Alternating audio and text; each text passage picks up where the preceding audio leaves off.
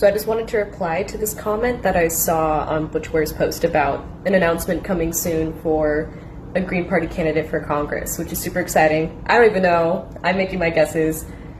But I wanted to reply to this comment that essentially says, oh, the Green Party needs to focus more on running local candidates because you guys only run big candidates like for president or, governor, like long shot candidates. And this is why people don't take y'all seriously because you're running these races that you're doomed to lose, right? And, you kind of have a point. But what I will also say is that we run local candidates all the time, right?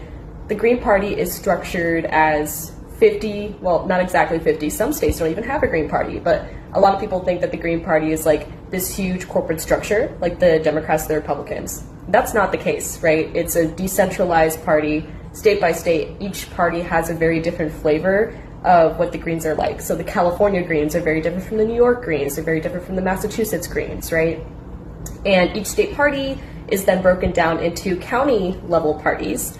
And those are actually the parties that are supporting candidates for their races, right? So like city council, water board, library board, right? Like those are actually where you're going to go to find news about your local candidates. Because the reality is, because the Green Party is entirely grassroots, we don't take money from corporations, we don't take money from billionaires.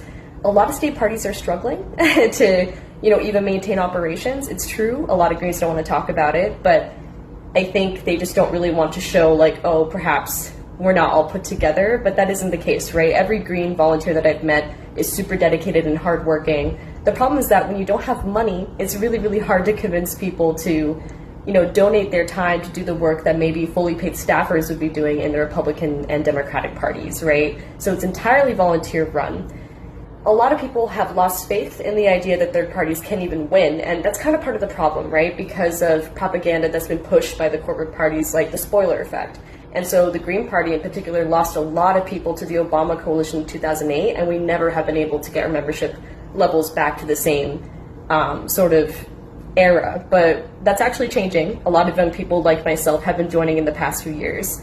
And it's going to be like participation from people like yourself, supporting Green candidates, overcoming the media censorship, because we are completely cut out of a lot of local coverage, even when we do run candidates, right?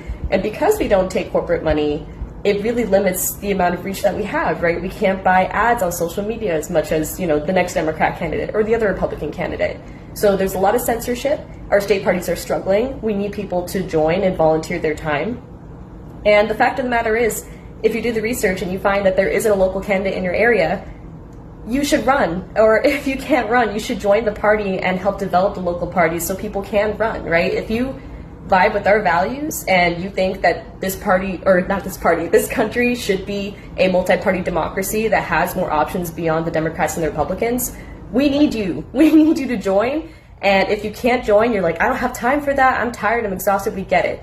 Please donate to your local Green Party. Donate just $5 a month, right?